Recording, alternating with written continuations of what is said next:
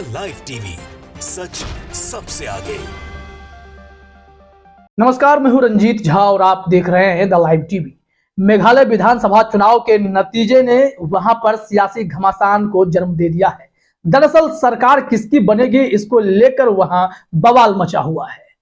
हाल ही में यह खबर आई थी कि टीएमसी के मुकुल संगमा ने सरकार बनाने का दावा पेश कर दिया था, जिसके बाद बीजेपी सत्ता से दूर होती दिखाई पड़ रही थी। क्योंकि बीजेपी को वहां महज 2 सीटें आई हैं और बाकी के 58 सीटों पर जमानत तक जब्त हो गई थी।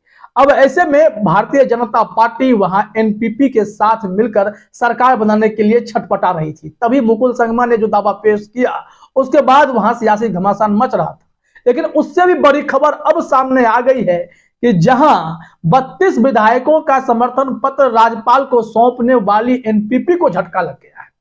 वहां पर कुछ ऐसे भी विधायक हैं जिन्होंने अपना समर्थन वापस ले लिया है और यह तगड़ा झटका के रूप में देखा जा रहा है। तो ऐसे में एनपीपी अगर बीजेपी के साथ और कुछ अलग दलों के साथ मिलकर सरकार बनाने का यदि सपना देख रही थी, तो उस सपने पर तो फिलहाल ब्रेक लग गया है। बड़ा सवाल यह है कि वो विधायक किस पार्टी के हैं, उन पार्टी के पास विधायकों की कितनी संख्या है, किस कारण से इन्होंने वहां पर एनपीपी का समर्थन नहीं देने का मन बनाया और समर्थन वापस ले लिया।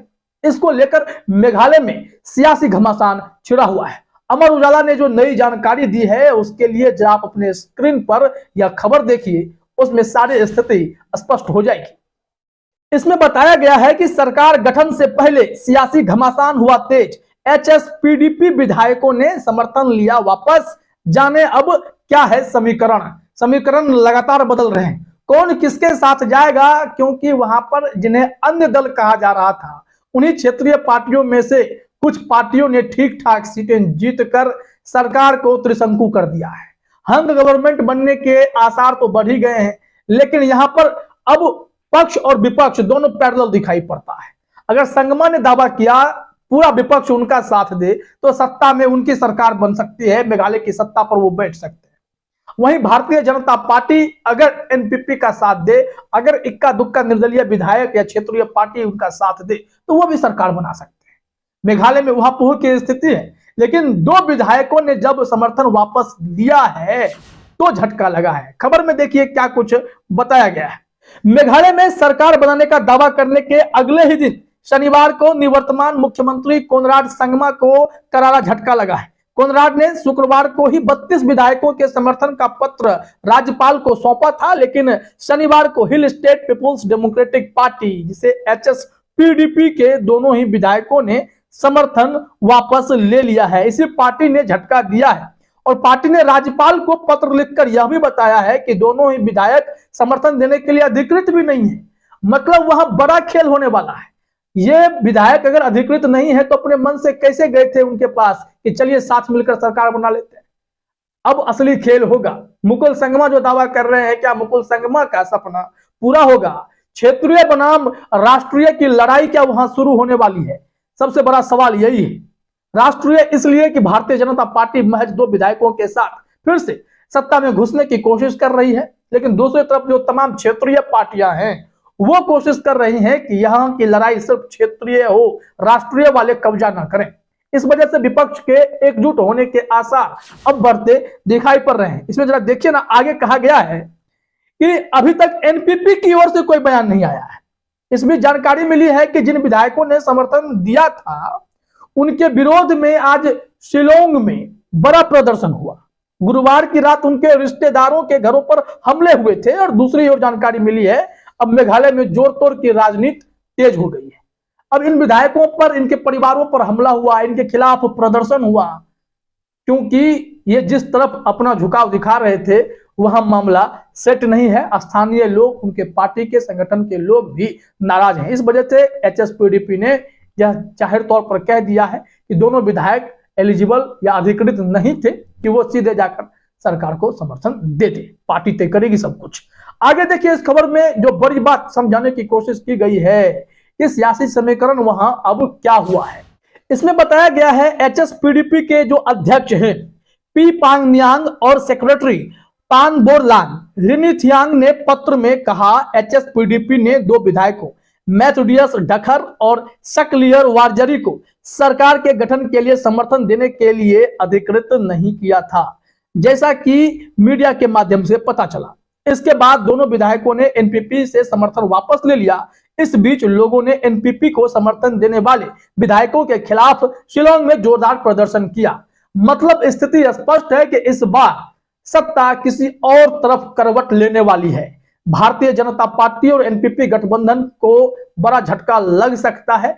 जिस हिसाब से समर्थन विधायकों का वापस लिया जा रहा है, पार्टी अपना मूड बदल रही है, तो सत्ता तो बीजेपी की और एनपीपी की खिसकने वाली है। मेघालय में अलग ढंग अलग रंग देखने को मिल सकता है। इधर दूसरी तरफ जानकारी यह मिली है कि टीएमसी और यूडीपी के नेता आपस में मिल रहे हैं और कोशिश कर रहे हैं कि पूरा विपक्ष एकजुट हो जाए, कांग्रेस का भी साथ मिल जाए, सब लोग मिलकर वहां सरकार बनाने के मूड में नजर आ रहे हैं। पल पल राजनीतिक परिदृश्य बदल रहा है, लेकिन गौर करने वाली बात यह है कि प्रधानमंत्री नरेंद्र मोदी नॉर्थ ईस्ट पर भारतीय जनता पार्टी का शिकंजा देखना चाहते थे। अब इसके लिए खुशी में वो त्रिपुरा में और नागालैंड में तो जाएंगे ही जाएंगे, शपथ ग्रहण समारोह में वहां पर उनका कार्यक्रम भी है। लेकिन उससे बड़ी खबर यह है कि मेघालय में भी बीजेपी को लग रहा है कि सरकार हमारी बन जाएगी, तो प्रधानमंत्री मोदी वहां भी शपथ ग्रहण समारोह में शामिल होने का प्लान बना रहे हैं। लेकिन अगर वहां पर खेल बदल जाता है, जिस हिसाब से राजनीतिक परिदृश्य लगातार बदल रहे हैं, परिस्थितियां अनुकूल नहीं हो रही हैं एनपीपी और बीजेपी के प्रति, तो क्या प्रधानमंत्री मोदी विपक्ष की अगर सरकार बन जाती है, सत्ता में वो लोग काबिज हो जाते हैं, तो उस शपथ ग्रहण समारोह में शामिल होंगे? इसके लिए भी तो सबकी नजरें टिकी हुई हैं। तो कहीं ना कहीं मेघालय की जनता ने नॉर्थ ईस्ट पर पूरा दबदबा जो बीजेपी बना रही थी उस पर ब्रेक सा लगा दिया है। मेघालय के सियासी खेल में बीजेपी भी अब उलझ रही है। हर वक्त अपने जोड़ तोड़ के गणित से सत्ता में बैठ जाने वाली भारतीय जनता पार्टी को इस बार नाको चने चबाने की नौबत आ गई है। मेघालय भले ही छोटा हो, लेकिन कहते हैं ना कि जो छोटा होता है उसके घाव बेहद गंभीर हो जाते हैं, वो बहुत ही चालाक होता है। तो मेघालय की जनता, वहां की क्षेत्रीय राजनीतिक पार्टी चाहती है कि इस बार राष्ट्रीय बनाम क्षेत्रीय हो ही जाए और क्षेत्रीय पार्टी का दबदबा हो। मेघालय की सत्ता पर मेघालय के मुख्यमंत्री के तौर पर यही लोग साथ में बैठे। एक बार जरा मेघालय में सियासी समीकरण सीटों की संख्या का हिसाब भी समझ लीजिए। किस पार्टी को इस बार कितनी सीटें मिली हैं और कैसे खेल हो सकता है। नवजीवन के खबर के मुताबिक एनपीपी ने 26 सीटें जीती हैं, जबकि बीजेपी को 2 सीट मिली है। कांग्रेस और तृणमूल ने 5-5 सीटें जीती, जबकि यूडीपी को 11 सीटें, voice of the people party को 4 सीटें, पीपुल्स डेमोक्रेटिक फ्रंट और hill state people democratic party को 2-2 सीटें मिली और 2 निर्दलीय उम्मीदवारों ने भी जीत हासिल की। अगर एनपीपी और बीजेपी को छोड़कर 2 निर्दलीय समेत सभी राजनीतिक दल एक साथ आ जाएं, तो वह 60 सदस्यीय सदन में जादुई आंकड़ा पार कर सकते हैं। इस वजह से मुकुल संगमा ने विपक्ष के एकजुट होने का आह्वान किया और दावा किया कि वो भी सरकार बना सकते हैं। भाजपा सत्ता से दूर हो सकती है, एनपीपी भी सत्ता से बेदखल हो सकती है। लेकिन अब देखिए कि वहां भारतीय जनता पार्टी के कितने बुरे दिन आते हैं और मुकुल संगमा जो विपक्ष को एकजुट कर वहां पर सरकार बनवाना चाहते हैं गठबंधन की, उसमें वो कितना सफल हो पाते हैं। फिलहाल इस खबर में इतना ही। आप सभी का हमसे जुड़ने के लिए बहुत बहुत धन्यवाद। द लाइव टीवी, सच सबसे आगे।